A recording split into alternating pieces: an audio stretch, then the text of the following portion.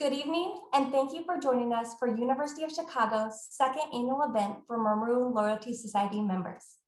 My name is Keelan Schneider, Senior Associate Director of Donor Relations, and I'm thrilled to welcome all of you, UChicago's most steadfast supporters and your guests to tonight's virtual program with the Weston Game Lab. As Maroon Loyalty Society members, you have given every year since graduation, have given for 3 or more consecutive years, or are giving to the university each month through automatic payments. Your unwavering loyalty is simply amazing. From life-saving medical care and research, to financial aid for students at all levels, to world-changing education through gaming, your philanthropic leadership continues to make an impact at UChicago, and even more broadly, communities around the world. And tonight, I'm extremely excited to be joined by one of our inspiring donors and alumna, India Weston. With the support from the Weston family, the Weston Game Lab was established and now offers a vibrant space where students, faculty, staff, designers, and artists collaborate on the research and development of games, whether digital, tabletop, card, or virtual alternate reality, that build community, spur creativity, and generate social impact. India is a transmedia artist, game developer, and environmental activist, having just finished her undergraduate degree at the University of Chicago. Here she designed for 2 large-scale alternate reality games, The Parasite and Terrarium, the latter of which received the 2020 Indie Award for Best Location-Based and Live Play Design. India's work focuses on facilitating conversations around climate change, and her most recent tabletop game, Heartwood, sees players take on the role of network AI trying to stop an ecological apocalypse. She has spoken about her anti-nuclear public art in Hiroshima and the Japanese National Diet in Tokyo, and has worked with Takashi Murakami during his major retrospective at the Museum of Contemporary Art in Chicago. India, thank you so much for joining us this evening. Thank you so much for having me. Hello, I'm India, and it's great to be here talking to all of you about an ongoing project between my family and the university of philanthropy for social change through the medium of games. Games are extremely close to my family's heart, to say the least. I have an ocular impairment called strabismus, which means I lack depth perception. At its best, I have to use visual cues like light, shadow, and parallax in order to catch a softball. At its worst, my eye muscles completely fail to produce a stereoscopic image, and I see ghost images. I see double. Growing up, my strabismus was severe. It was difficult to maintain eye contact with teachers, look at the board in class, or even read for prolonged periods of time. At this point, you might be wondering, okay, how does this relate to games? After my second eye operation at the age of just 6, my parents tried something a little bit experimental, which was to use Mario Kart as a way to strengthen my eye muscles, to train them to work together to produce a singular image. So at just 6 years old, way back before any of my classmates were playing games, and my family had just developed, I and my family had just developed an intuitive understanding that, okay, this medium is way more than just entertainment, but that games can be used as a tool to develop personal capacities. And it wasn't until I met Patrick Jagoda some 12 odd years later that I would really discover to what extent this was true. I met Patrick by chance through the humanities core curriculum. It was my first week of freshman year and we were picking our core. I had originally wanted to take a class on speech writing and rhetoric, but they only let 10 students in every 2 years. I remember going to my college counselor and asking, okay, well, what should I do? There's not enough space in this class I want to take. And she told me, I think I know a class that you'll really like.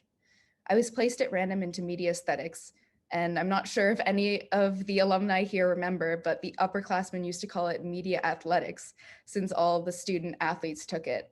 And it was seen as kind of like the easy core in the humanities. But it really wasn't a joke. That class changed my life. But more importantly, it changed my relationship with the technology around me and gave me the tools to think critically about the digital landscape. Unlike the other humanities classes, we performed close readings on anything from the great philosophical texts to contemporary video games, so that both Plato's Republic and Minecraft were held with the same respect and treated as historical objects to be analyzed and critiqued as artifacts that both change the world and inform us about our place in the present. As all UChicago students eventually come to learn, however, theory can only take us so far. After my first year as a media aesthetics student, I almost said media athletics, I apologize. Patrick became a mentor figure to me and invited me to work on 2 of his and Ashlyn's large-scale alternate reality games. These games brought theory into practice, teaching 21st century digital media literacies to the next incoming freshman class and got them thinking about how they can make a change in the world, sometimes even before they stepped foot on campus. Patrick's experimental pedagogy and mentorship changed who I am and inspired the little girl with double vision who knew that games were so much more than adults around her said they could be, that they could be a force of social good in the world and help others to take up causes like racial justice and climate activism. And so our family is pleased to give back to the university by establishing a lab at the forefront of new media research and the study and development of games. And it's with all of your help that the lab is able to continue its extraordinary work. So I'm now extremely pleased to introduce Patrick Jagoda and Ashlyn Sparrow. Patrick is a professor of English and Cinema and Media Studies, specializing in media theory, game studies and design, and 20th and 21st century American literature and culture. He's also the co-founder of the Game Changers Chicago Design Lab and the Transmedia Story Lab. He serves as the executive editor of the interdisciplinary journal Critical Inquiry and is the faculty director of the Weston Game Lab and the Media Arts and Design minor at the University of Chicago. He's the author of Experimental Games, Critique, Play, and Design in the Age of Gamification, Network Aesthetics, and co-author of The Game Worlds of Jason Rohrer. And Ashlyn Sparrow is our next presenter. She is an independent game designer. Her work focuses on creating socially impactful games and health-focused app interventions, focusing on in-game actions and behaviors to which a player will have an effective response. In 2013, Ashlyn was the Learning Technology Director of the Game Changer Chicago Design Lab at the University of Chicago, devoted to creating game-based health interventions supported by the funding from the National Institutes of Health and the National Science Foundation. During her tenure, she designed and led the production of The Source, Seed, Hexacago Health Academy, Bystander, and Prognosis. In 2018, she became the assistant director of the Weston Game Lab, where she teaches undergraduate, graduate, and K-12 students how to design their own games while uncovering the sociopolitical implications of their designs. Through the Weston Game Lab, she has developed a series of alternate reality games, including Indiecade award-winning game Terrarium, A Labyrinth, and Echo. In addition to her work at the Game Lab, she works as a game designer and programmer in Chicago, having worked on Oni Fighter Yasuke for Waking Oni Games. Patrick and Ashlyn, please, I'm just so pleased that you guys are here. Thank you so much for joining us this evening. The virtual floor is yours. Yeah, India, it's so meaningful to have you back here with us. And, you know, India was one of the very first students at the University of Chicago who intuitively grasped the extent to which games could change the world, which is our topic today. And it's been so meaningful to see how your thought and design have grown over the years, and to see you now as the steward of this game lab, which really signals a new vibrant direction, a new chapter at the University of Chicago, which we hope to tell you more about. So I'm going to share my screen and switch over to PowerPoint, which should be sharing with you now. Okay, so we are going to move through a bunch of different things. We're going to have an interactive component. We'll have a video, all things that are appropriate to games, we promise. And thank you to the organizers of this event as well. So to begin with the great books, as many of you likely know, one of the earliest presidents of the University of Chicago, Robert Maynard Hutchins, initiated the ambitious project with Mortimer Adler entitled The Great Books of the Western World. This project has had substantial longevity even outside of the University of Chicago. There's been some meaningful critiques of the content of this project, namely that the original selection of books was demographically narrow and composed entirely of white men. And indeed, the core of texts that we read at the university has changed since those early days. But what interests Ashlyn and me in the Great Books Initiative doesn't have to do with the content of the project, but in its impact. So Hutchins and Adler found a way to take conversations that happened only on the campuses of private universities and brought them to the broader public.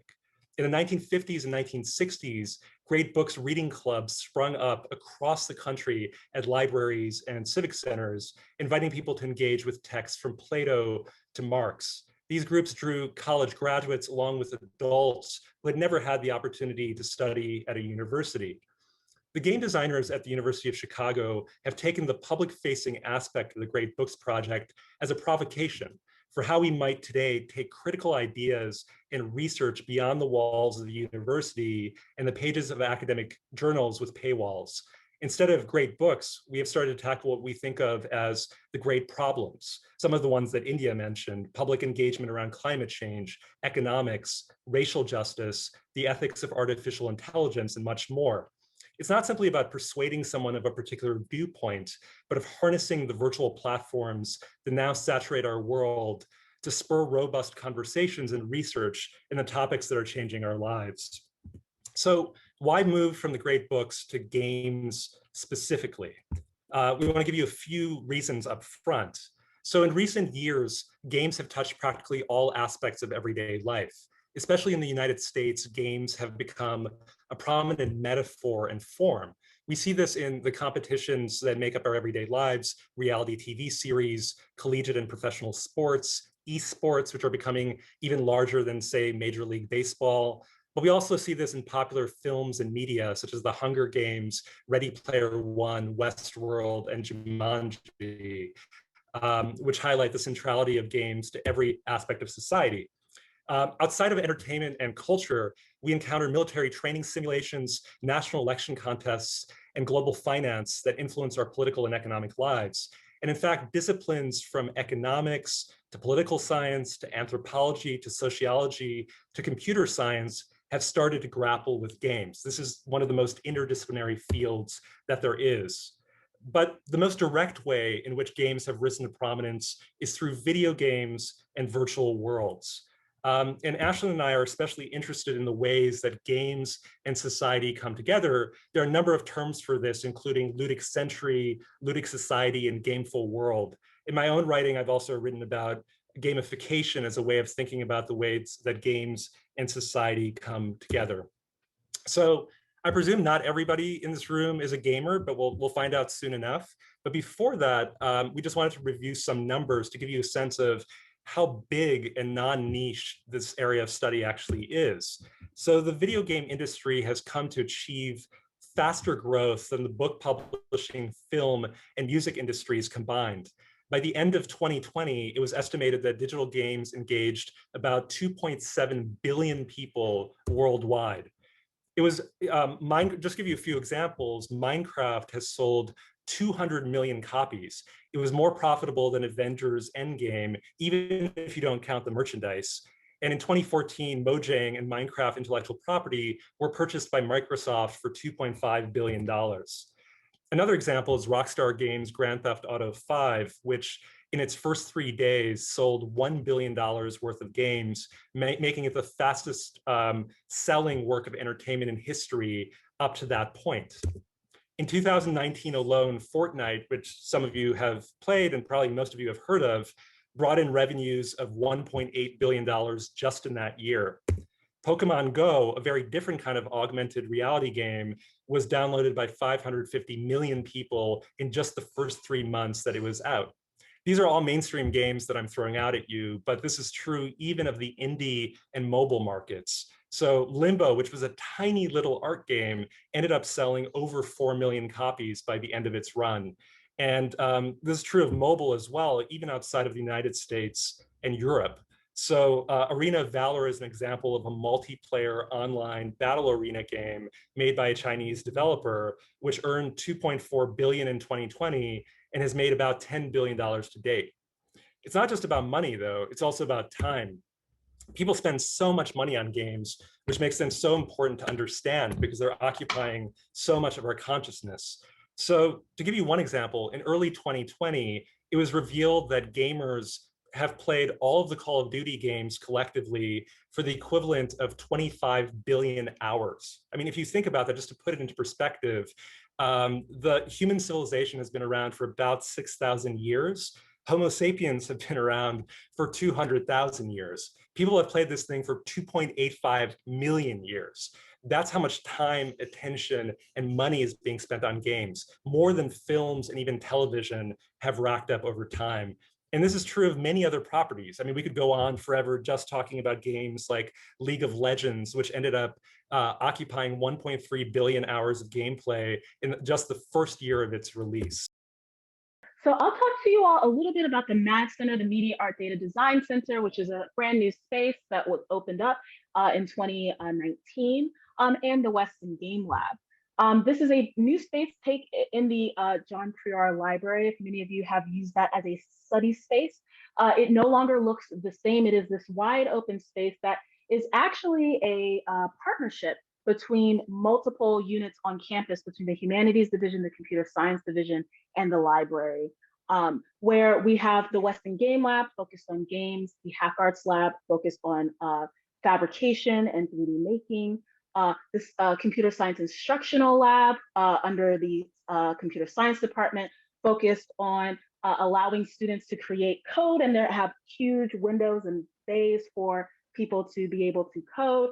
And then we have the GIS Hub, and then we also have research computing, which is under the library. And so this space is brand new. We are here to actually start thinking through how to actually make things and think through making critically and think through all of the different aspects of social justice, climate change activism, and any other types of topics there. This is, again, a brand new space, and actually is going to be supporting, which Patrick will talk to you a little bit about, the brand new major that's coming into play. And we've had so many students across the university come to this space, use this as a study space and a making space. And there's so much possibilities here, and a great way to just kind of expand the types of work that we do. Yeah, this is such an exciting time because in addition to the Weston Game Lab, we are just launching this new major in the fall called Media Arts and Design. And that major has games are a prominent part of that, but we're also offering tracks in creative computing, network art, electronic music, and the digital moving image. Games are dear to me and Ashlyn, and so far they've been one of the main draws for students. And even in the early days, we've seen a lot of interest. So there's an introductory course around media practice that had 30 available slots the first time that it was taught. And there were 240 bids for those 30 slots, just to give you a sense of how interested students seem to be even in these early days.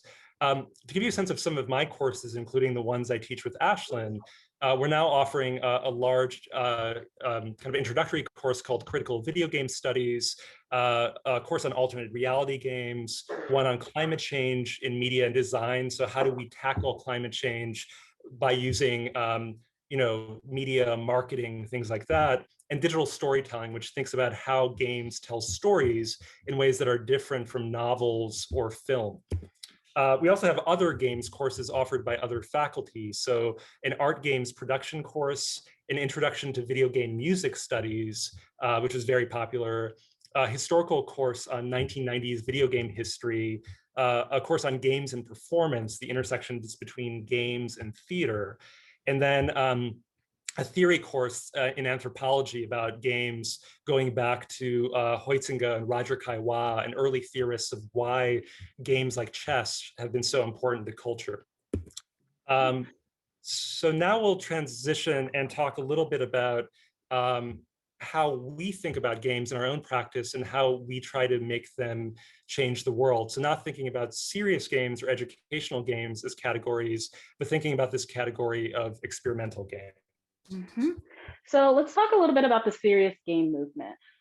This actually evolved in the 1970s, and a man who recently wrote about it, Clark App, was talking about how this is at the intersection between the sciences and the humanities and thinking about how you can combine them. That a serious game is a game that is used beyond entertainment-based purposes and is used to teach and educate. And it came from his long-term fascination between scientific problem solving on one hand, and then the dramatic human conflicts, right? And so that's the space that our work really kind of moves from. And so this really became popular in the early 2000s, a series of games, specifically digital games that were created, games to train doctors on how to perform surgeries, games that actually talk about the history and the different pieces that exist in your phone from taking minerals from Africa and how they are then created and used in your phone devices, and talking about that. That's Molly Industria's phone story. And then also games talking about the Palestinian and Israeli conflict and how you would actually start trying to solve those conflicts there, right? So lots of digital games became popular then, but there are also a lot of analog games as well. Popular card games such as Occam's Razor, teaching their players about medical history and knowledge.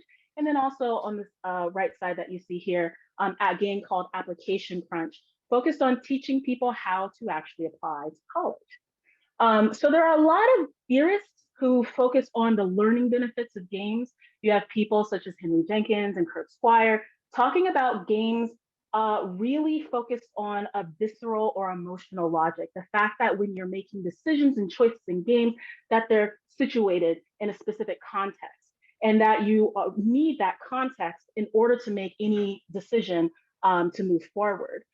You have ideas coming from Jane McGonigal that they can garner curiosity and motivation, and that they can be used to change the world.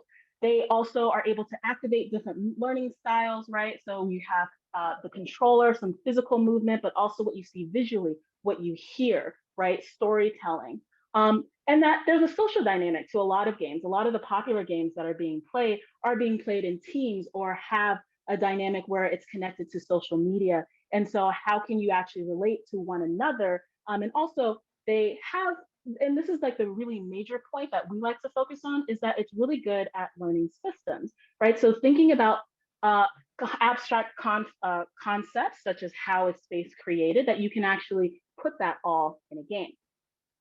But these, so, you know, this is like the history of serious games and where our original work has started from, but this is the space that we're actually really interested in moving towards.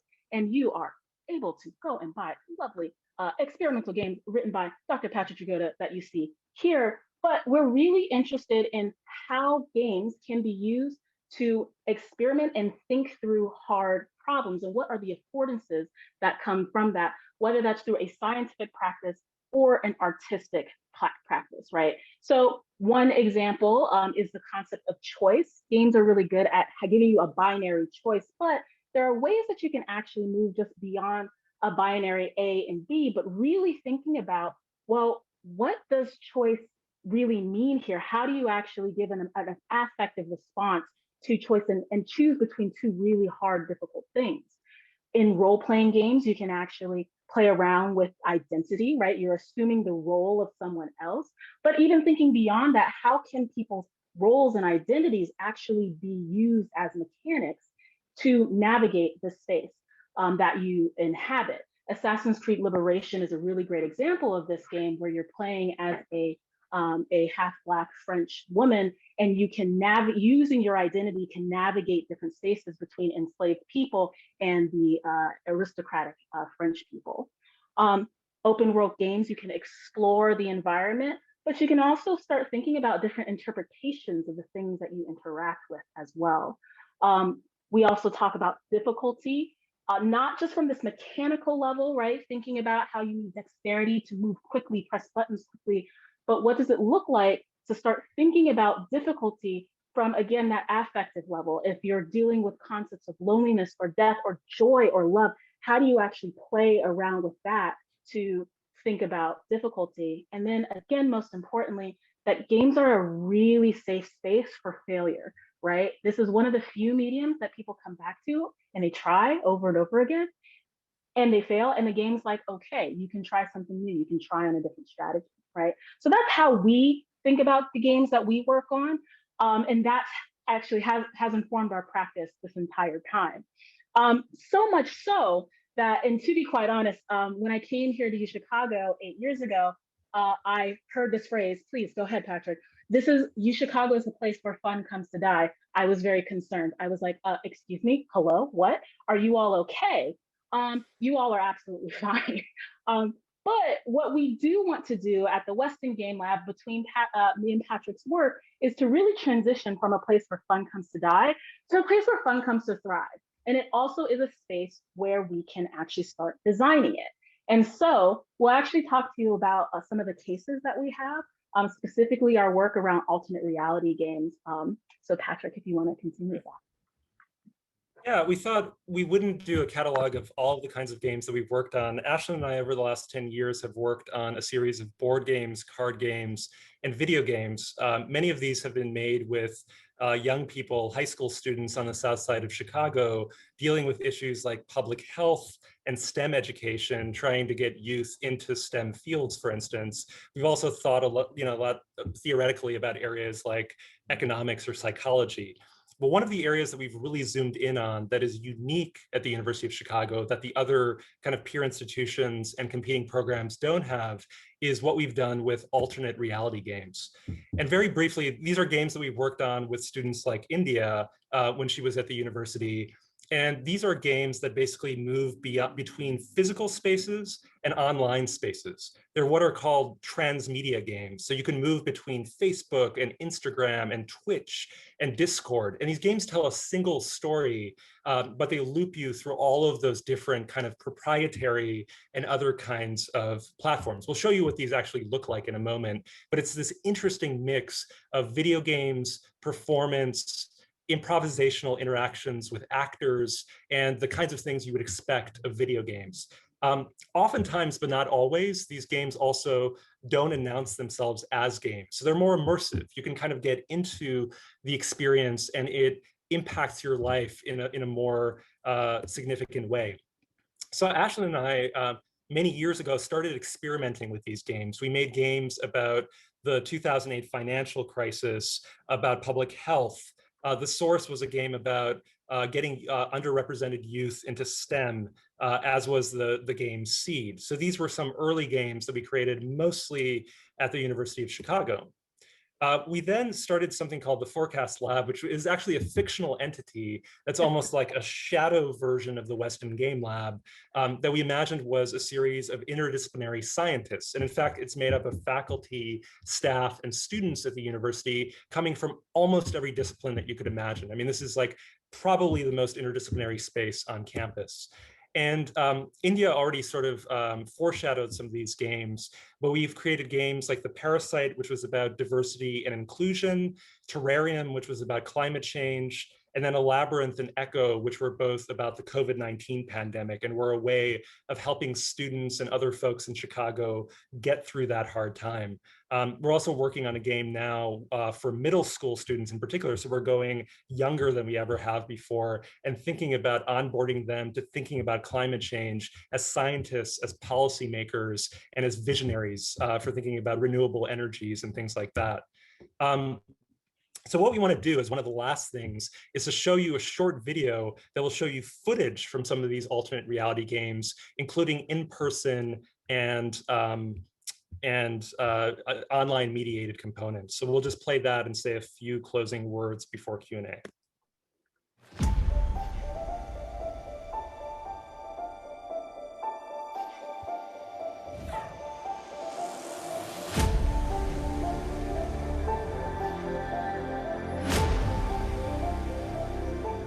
The Forecast Lab started in 2017 as a collaboration between University of Chicago faculty, game designers, and artists. It was initially a fictitious group of scientists, artists, and academics that we put together as part of the ARG Terrarium. And then it became the name of the design group.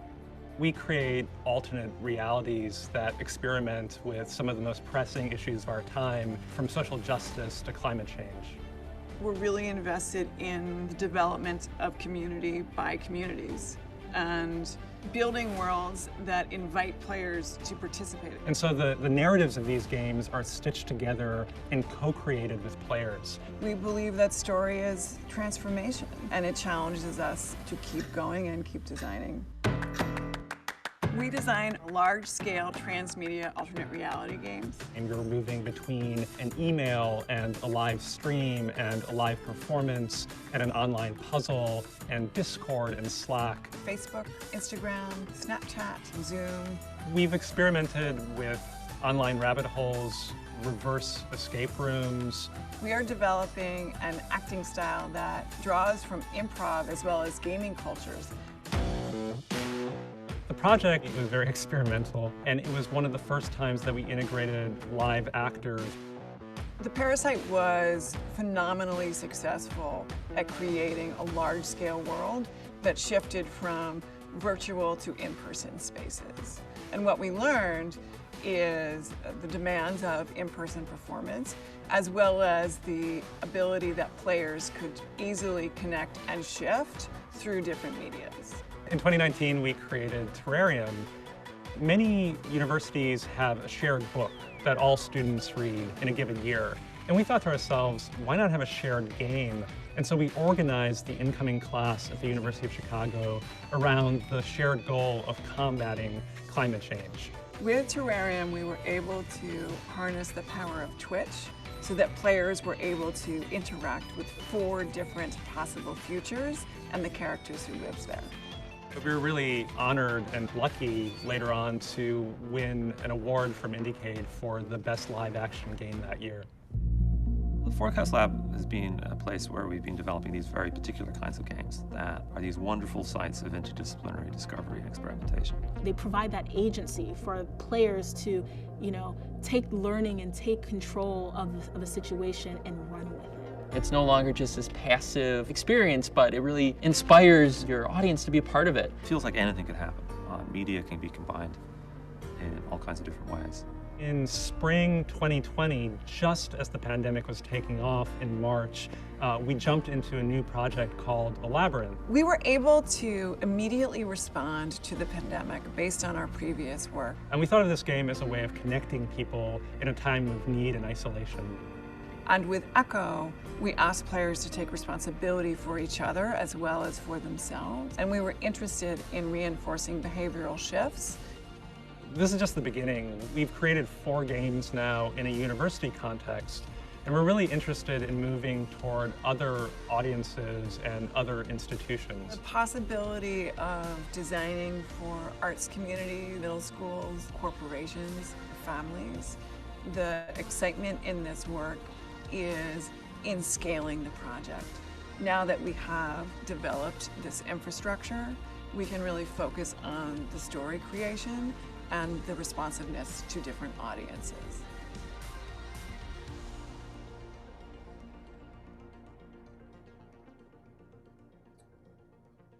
Great. So we'll stop the video there, and I'll just say a couple more things. So with Terrarium in particular, we were playing with interactive theater in ways that haven't really been experimented with before, to combine the benefits of game mechanics with the benefits of improvisational interactions with live actors, but also to impact climate change as a very real issue in the world. And to do this, in addition to kind of like theatrics and gameplay and sets and all the things that you would expect of media, we also brought in existing students who did things like creating video games about using rhetoric to talk about climate change, which several of our 3rd and 4th years created. Or India herself created Heartwood, which was a role-playing game about a kind of like post-apocalyptic landscape that dealt with eco horror and ecology in various ways. And then the incoming students who are coming in as first years were also invited to give 5-minute pitches about business ideas and art ideas that could actually make a dent in climate change. And the top teams won awards. But this was a kind of an extraordinary moment of getting these students who weren't high school students anymore, but weren't college students yet, to come into the university and from day one, hit the ground running. And then finally, Echo, which was one of the games that we mentioned in the video, was a game that was created in response to COVID-19 very, very quickly, because we had kind of figured out a method to make these games almost in real time. And at one point we had 3 different rooms, live rooms playing, happening at the same time: a puzzle room, a magic room, and a story room that were all part of the same narrative that hundreds of players came in to interact with. So these are methods and techniques that we continue to play with and will continue to experiment with beyond the pandemic. So we're going to stop there. And with this little Super Mario Brothers question mark in back of me, we're going to invite Stacy Recht to come in and field some of your questions. I'm so glad that you used that. Thank you, Patrick. My name is Stacy Recht. I am the Director of Development for UChicago Arts, and I am thrilled to get to work with Patrick and Ashlyn every day. They are always teaching me, they're always delighting me, they're always challenging me, and they're every bit as amazing in person as they are on screen, maybe even more so. I don't know. And I'm even more thrilled that you all got to meet them tonight too. And I'm super excited to bring as many of your questions to them as possible before we end tonight. So I will kick it off with the first question. Has the rise of solo games during the pandemic opened any new areas of study in the world of games?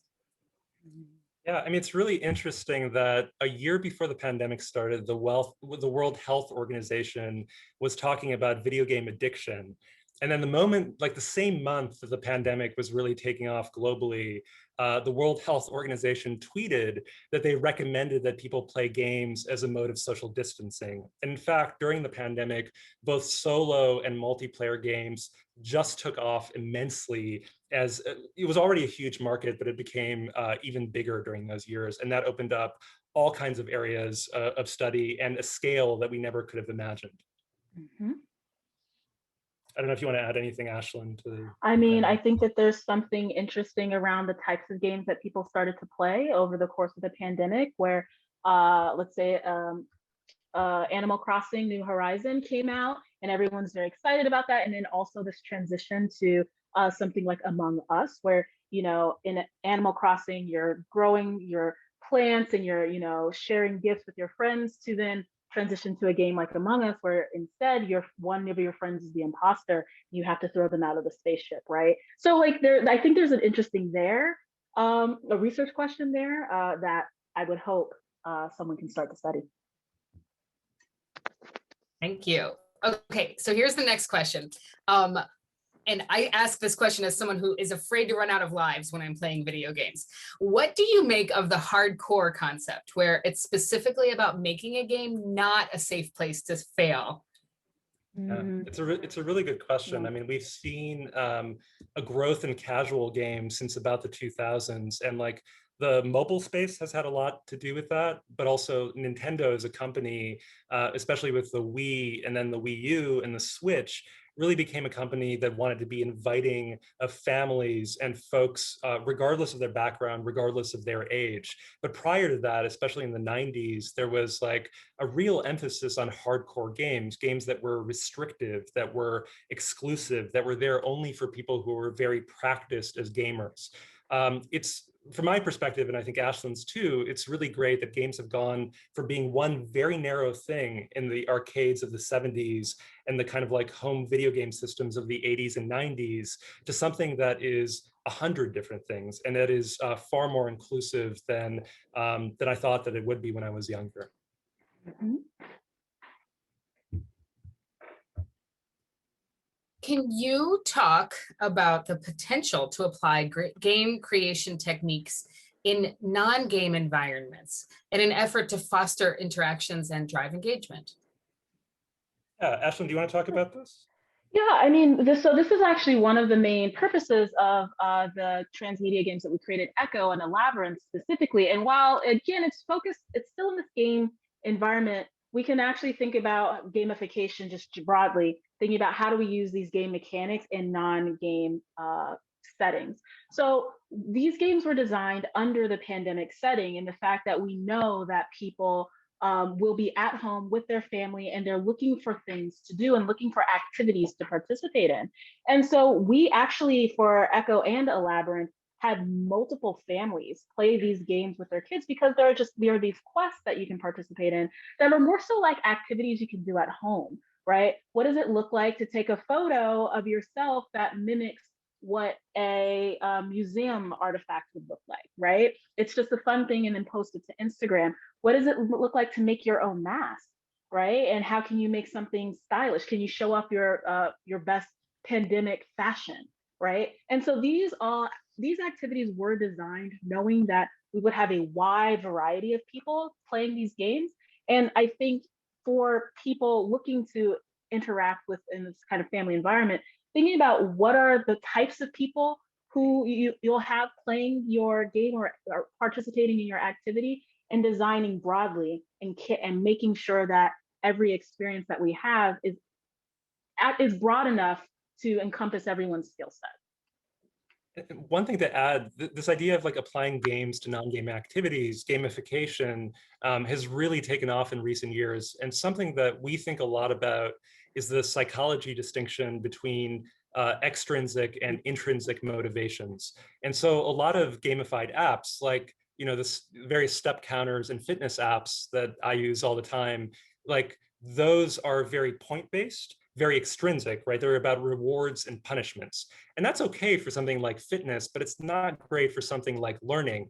And so we try to make games interesting in their own right, intrinsically motivational, based on the interesting stories that they tell or the engaging mechanics that they produce. So in that sense, we're really pushing against educational games as a kind of narrow category that was prominent, say, in the 80s or even the 90s, and having something that like teaches people, but isn't hitting them over the head with points or with explicit lessons.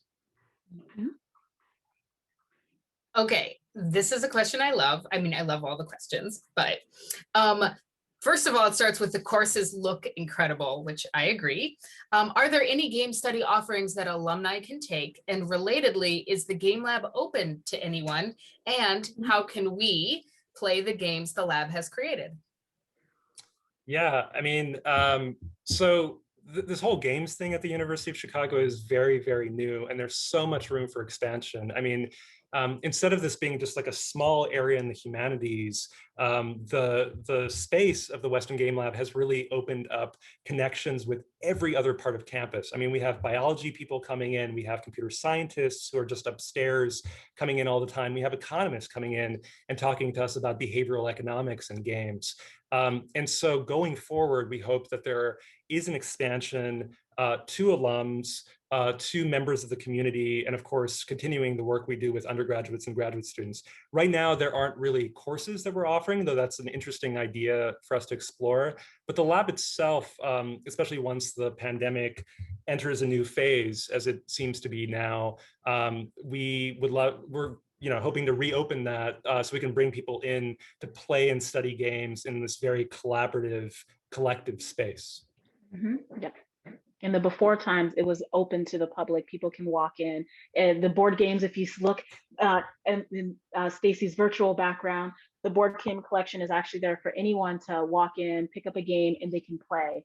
No questions asked. You don't have to do anything with the university to come in and play. And so that is an ethos that we want. We want to make sure that, that this is open to folks in the community, folks at the UChicago as a community, right? And really have this as a space where people can think and work together. What career opportunities do you see for those who will be trained in the media arts and design field through the University of Chicago and who had experience with the Weston Game Lab? This is so exciting to us, actually, because there's this whole narrative that's been going on for decades about how like humanities degrees will get you nowhere. That's not true, right? Like the ways that they teach you to think and be adaptable and flexible in the world is incredibly important, especially for students who, like double major between the humanities and the arts and other areas. But the cool thing about media arts and design is we have career pathways and we have even, graduate school possibilities that other fields just don't have in the humanities. I mean, this is like, we really think of this as an area that is going to boost the humanities going forward, even in what maybe has been a slightly more difficult time. So The great news is that the Career Development Office at the university has already created trips for existing students to go to places like Austin, Texas, or Seattle, or Los Angeles to look at design companies, to look at game design companies, and new MFA and PhD programs have sprouted out in this specific area, either media generally or games specifically. And in fact, Ashlyn was one of the earlier people to get such a degree at Carnegie Mellon. And we are very lucky to have her here at the University of Chicago. Okay, over the last few years, algorithms and computers have advanced sufficiently to make some forms of AI practical. Has AI, otherwise known as machine learning, impacted your approach to games? You want to start with That's this one? interesting. Yeah, so we haven't used artificial intelligence in the games that we've created, but we constantly think about it in relationship to alternate reality games, because the kind of theatrical component of it is us doing a thing that AI could not help us create, right? But Patrick and I have had many conversations, especially in like talking about open world games, and something that's missing there is actually more artificial intelligence, the ability to actually start creating dynamic stories and stories that actually make more sense because a computer is generating this, right? How do you start to procedurally generate these things that have a more natural, effective response? But we are partnering with folks who are in computer science to actually start thinking about, well, what does it look like to create a game around artificial intelligence? How does that affect democracy? What are some of the rules or policies we should put in place as AI starts to become more and more prevalent in our society? So in that way, we've been thinking about AI in our games, but not necessarily using artificial intelligence within our games. I mean, this is a really interesting time for AI, as many of you probably know, right? I mean, we've moved from the kind of rule-based phase and the statistical phase of AI to the kind of like neural networks and kind of evolutionary algorithms that we have now. And so if you look at, I mean, there are these like amazing quotations from Google, for instance, in which they talk about games as the perfect platform for testing new AI, right? An example of this would be AlphaGo, which was an AI that was generated for beating the best human player of Go, which is a much more complicated game than chess in some ways. Chess is already extremely complicated and produces like a large finitude or an infinity of games. Go is even more complicated than that, and yet they did create an AI in order to be able to beat a human player using Monte Carlo simulations and decision trees and things like that. And so we're really interested too in how those kinds of AI get moved back into games. So if you've ever played Super Mario Kart, for instance, that game uses a very simple version of AI called rubber banding, where if somebody is way too far ahead, basically it equalizes things for family play. So that person basically gets screwed over a little bit and the game becomes less hardcore and more equitable. But that's a very simple version of AI. We're interested in working with some of our colleagues in the Knowledge Lab in sociology, for instance, and our colleagues in computer science to really think about how these areas can intersect, especially in the work that students are doing. So here's an interesting question, and I'm sure it's probably individual for everyone because I know I have a personal answer for it, but I do want to address this relationship between happiness and gameplay. So the question is, what is the relationship between time spent playing video games and overall happiness and contentment? Is there an optimal amount of time after which continued game playing has a negative impact on happiness? Probably, right? Is there a different answer for solo versus multiplayer games? I'd love to hear both of your perspectives on that. It's like the most philosophical question. I know, my first question was like, what is happiness? Like, what does the happiness mean here? Oh, that's an interesting question. You've been at the University of Chicago for too long, Ash. I know, I'm like, what? No, it's a really great question, right? And like my dorky philosophy answer to this would be to like take the idea of happiness and subdivide it into different areas, right? So fun is a word that gets used a lot, but it's a really hard word to define, right? Like what's fun to one person or engaging to one person might not be for another. Or if indeed there are any philosophy majors in the group or former philosophy majors, Spinoza has this concept of joy. And joy is very different than happiness. It's not about being like satisfied in the economic sense. It's about like being able to like tackle opposites and hold them at play, basically like what you would do at a seminar at a place like the University of Chicago. And there's a kind of joyfulness to like dealing with complexity, which a lot of art games and experimental games are increasingly interesting at doing. But I mean, this question of like, right, there are a lot of games that like, you know, Candy Crush or mobile games that produce these like dopamine hits, right?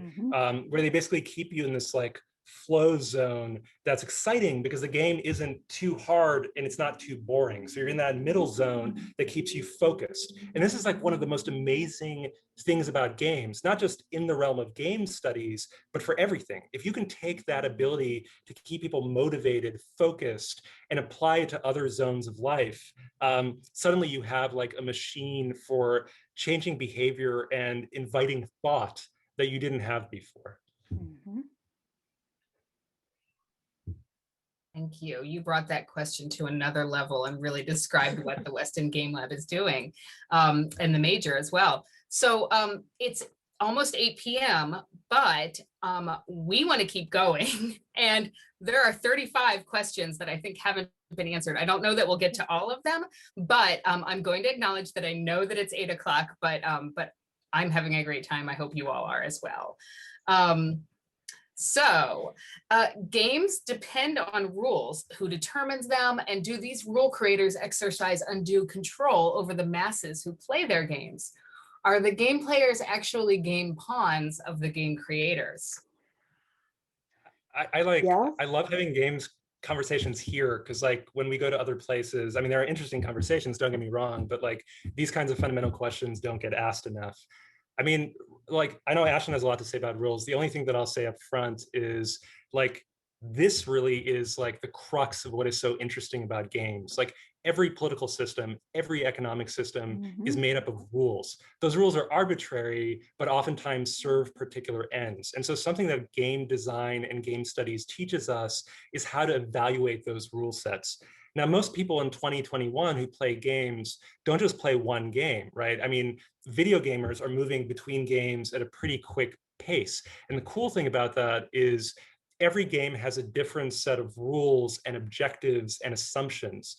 And just playing those games isn't going to make you necessarily conscious of those differences, but something we try to really instill in our students is thinking critically about different rule sets so people don't just assume them and move into them, but are able to like question them and hopefully produce better rule sets that are beneficial to a greater number of people. But I know, Ashlyn, even like as a game designer, you think about this all the time. Yeah, I think about it all the time, and I actually wish a lot of my colleagues think more about it, right? A lot of game developers and game players actually believe that, you know, it's just a game. Games are like apolitical. But if we really think about it, right, thinking about your question, who determines them? The game designers, right? You have to intentionally design your system, but sometimes your rules are implicit or explicit, right? And so how can we actually think about the meaning behind your rules, right? And this is where we start thinking about the idea of procedural rhetoric, that each rule that you have in the game has its own meaning in a larger context of the world, right? Not thinking about a game within a vacuum, but how does it affect the players that are coming to your game, and what's the kind of like, you know, background that they're bringing to the game, right? And because we're actually getting people to really think critically about the games that they're creating and the designs that they're creating, this also helps us start to critique other social systems that we actually interact with if we kind of use the language of a game, right? So we can actually start thinking of other political systems and how we might be able to do social good by rethinking these structures. One example is that we could bring up is something like the Wall Street bets, right? You have a group of people who are technically gamers who've actually managed to think critically about the system of capitalism that and notice a loophole, right, which gamers are really good at doing, and use that system to thwart, these hedge funds. And so the question then becomes, what does that mean, right? Who created these systems, and how might we rethink these systems to make things fair, right? And to throw out one other quick example, so at one point, Ashlyn and I worked on a board game together called Smokestacks. And this was a game that was co-developed with a medical professor at the university, and it was meant to basically fight smoking among young people. So thinking about high school students or even younger. And the way that we designed that game, well, we designed many versions of it. And the way we made it interesting to high school students was that players would play as tobacco companies and would try to get as many customers addicted to their product as possible using different kind of like media tactics. And so what that game was teaching through its rule set is like precisely the methods by which 14-year-olds get addicted to cigarettes, which those numbers have gone up. They were dramatically reduced, especially in my generation in school. There was like a really great anti-smoking educational campaign, but the numbers started to like slowly move up.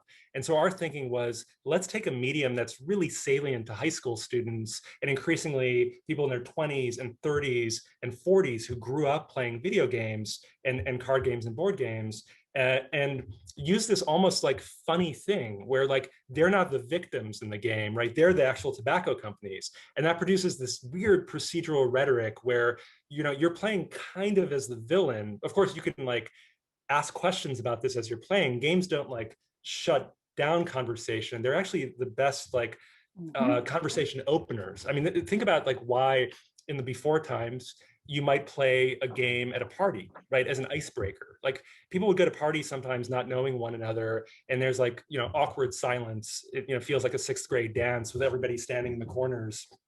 And you play a 5-minute game and suddenly everybody's talking to everybody, right? And part of that has to do with like the power of games to not to produce a political perspective, but to like open up a range of free expression and debate. Right. Thank you for that. So this next question, can you provide an example of a game that helps to promote social justice and equity? And I also hope that you'll talk about how to start designing games to include social justice and equity as just integrated into them. Ash, do you want to do your embedded design thing? Oh, I love a good embedded design. So let's first talk about how we design these games.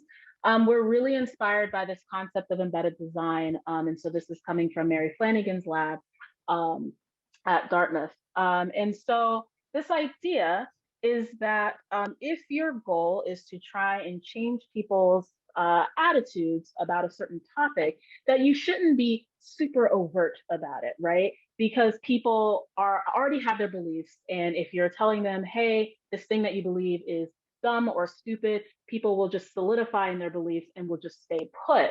What you need to actually do is embed your message in a series of other ways, whether that's through mechanics or narrative, etc. And so as we design games in the lab, we constantly keep this in mind.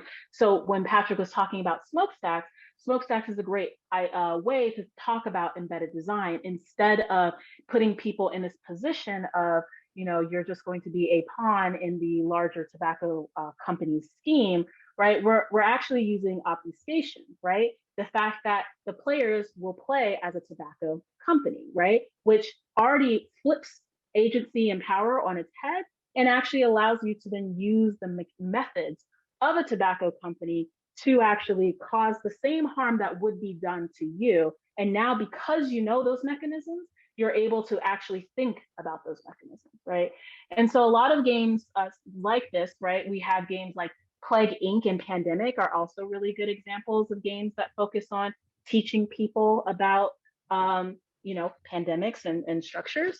But there's also like a series of like games for change that are good at trying to get people to understand all of the problems in the world. So there's a great example called Darfur is Dying.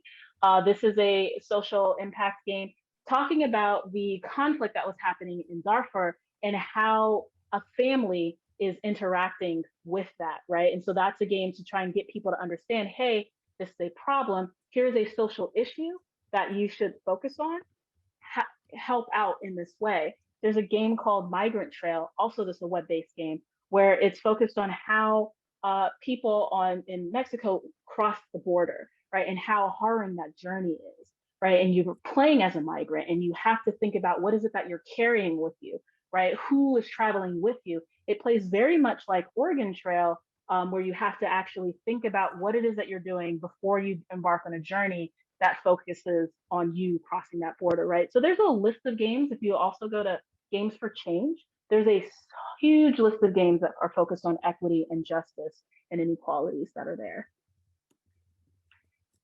Thank you. Okay, so relatedly, somewhat, I'm interested in what the key features of, or one of our panelists are interested in what are the key features of games that successfully teach. So if you are trying to teach using a game, is it better to have depth, replayability, a safe place to fail, or what? Yeah, it's a great question. I mean, 20 years ago, this would have been a much narrower answer when games were like a tiny little field. But now I think you can get different kinds of lessons through a range of games. Like there are games that are 5 minutes long and are very focused on a particular topic. So an example of this would be Anna Anthropy's Dysphoria, which is a game about transgender experience, for instance. And that's a tiny little game that has a very clear perspective, is autobiographical, and does teach you something. On the other end of the spectrum, you have things like our alternate reality games. And these are games that last for months, right? So like you get into this world, you live in this world, and it's in the background of everything that you're doing. Pokemon Go is another example of a game that maybe doesn't teach you all that much, but like gets you out into the world, walking, exercising. It is kind of omnipresent. So I would say that like there are games all the way on that spectrum. A game like Dysphoria, you're probably only going to play once. It's going to be the same experience every single time. But there are other games like you're suggesting that benefit from replayability. So if there's a game that's focused on middle school math or climate change education, that could be a game that you could play many times in order to get a better score, and each time learn a little bit more. And it just depends on what you're trying to achieve. So when we're making games, we always think about learning objectives first, not necessarily like educational content, but like, what do we want the player to come out with? And depending on that, that's the behavioral system or the theory of change that we're going to import into that game design process. But this is why games are an art and not merely a one-size-fits-all process, because for every project, you need to really clearly define what your learning objective is, who your audience is, and what genre of game best fits that, and what story best fits those objectives as well. Mm-hmm. Thank you. Games are an art, and should esports be treated like any other high school or college sport? And relatedly, how can one approach use of time concerns between digital games and offline games, such as traditional physical sports? I mean, I know both Ashlyn and I have a lot of thoughts about this. One thing we've talked about, I mean, the lab is still pretty new, so we're getting things up and running and trying to scale relative to all of the interests. But a lot of schools like UC Irvine, for instance, offer scholarships for students who come in and play esports like Overwatch or League of Legends, and are very good at playing those kinds of games. Now, as you know, the University of Chicago is not known for its athletics. I mean, we have like people playing sports, and that's wonderful as an extracurricular, but it's not a D1 school, right? You don't see the University of Chicago in the NCAA tournament that we just had. But the question is, like, can a university like ours sustain or support esports? In fact, we already have student groups that are quite large, where people play Super Smash Bros. Or play other esports games. But we think there's also like a real potential. So like, I'll tell you a quick story. Like when I was younger, I got really into policy debate. So that was like the game that I played in high school and college, obsessively traveled around the country, went to tournaments. And when I was in college, I started teaching at a program called the Urban Debate League, which was, at that point, I was doing it in Los Angeles. And we were basically taking youth from public schools who didn't have policy debate programs and teaching them for free how to engage in the game of debate. But rather than just teaching them the game of the debate, we also gave them lectures and seminars on public policy topics, on political science topics, basically trying to create pathways for them to get into college. I think esports could be used in a very similar way. Esports is interesting in its own right, and it's huge. It's becoming huge internationally.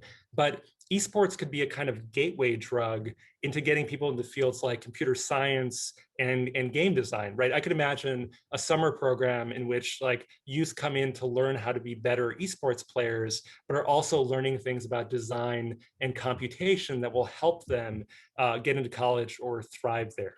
Do you want to add some stuff about? I'm not like, I watch a little bit of esports, but I'm not huge on this. I watch a little bit of esports, but I'm more so in the fighting game community, which is different from esports. There's a whole background about it. We won't get into it here. But long story short, I 100% agree with Patrick, and the Weston Game Lab has been supporting the different esports communities that are happening here on campus.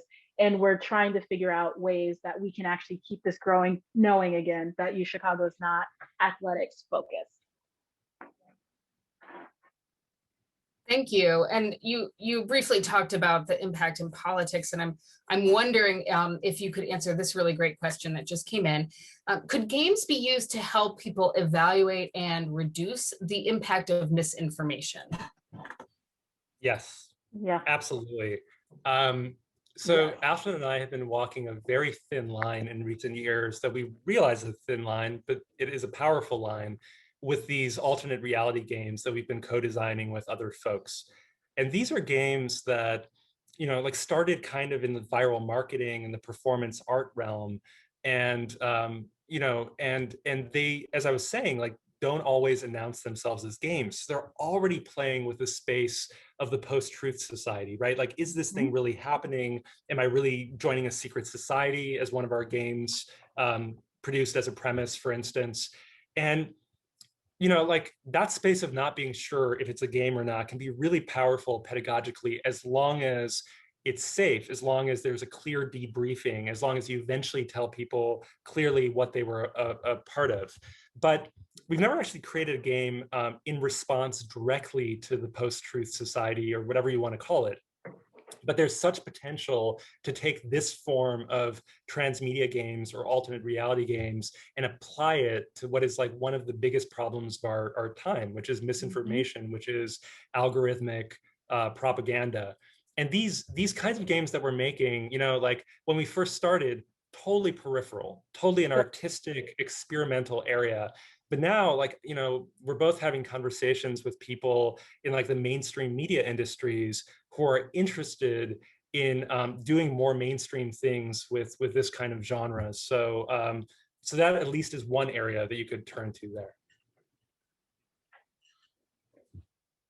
All right, I'm so sad to say that this is the last question, because I have seen so many amazing questions that I just want to hear you answer, but I know that there will be more opportunities for us to ask you and for you to share your brilliant insight. But this is one that gives me hope. How do you see the process of incorporating real life components into ARGs, augmented reality games, reappearing over the next few months as we transition out of the pandemic? Do you want to start this, Ash? Yeah, that's a really good one. So what I love about the ARG work that we do is the fact that it is transmedia, right? Like the fact that we, in this pandemic world that we currently live in, are doing this through Zoom, right? Everyone has been on social media for so long, right? We're so used to screen, and we're wanting to get out. We're wanting to reimagine, like go back to a world, the before times, and rediscover places that we've already been to. And the amazing thing about ARGs is that that is a natural thing that they do, right? A space that you have already been in multiple times becomes new just by virtue of hanging a poster that might have a date that's set 50 years into the future. And it makes you question, like, wait, that is incorrect, right? And so I actually think that there's a way to design an ARG that introduces people back into society while still, being mindful that things may not be, go back completely to normal, but things will change, things will be different, and the game could be really good at getting people comfortable with those differences, right? And exploring those new spaces and interacting with people that they haven't interacted with before and building new social connections. So that's me just being hopeful and positive. I don't know, it might be the hair talking. Yeah, I mean, just to add one last thing, which is that a couple of years ago, Brad Weston sent me this report, which was a piece of research from Morgan Stanley that basically looked at the future of different kinds of games and basically like where investment should be taking place. And it did a comparison that since that time, I've seen other places as well, between virtual reality and augmented reality. And basically there was an indication that augmented reality, which takes people out into the world like Pokemon Go or like these alternate reality games, is likely to be a huge growth area. Because VR, even though it's cheaper with Oculus Rift or PlayStation VR, things like that, than it used to be, is still kind of like prohibitively expensive and is still, like keeping people in a single place. Whereas augmented reality, where you're building around the smartphones that all of us basically in the United States, or almost all of us, have in our pockets, being able to build around that produces a different kind of engagement with the world, with other people, mixing face-to-face with the benefits of digital and networked.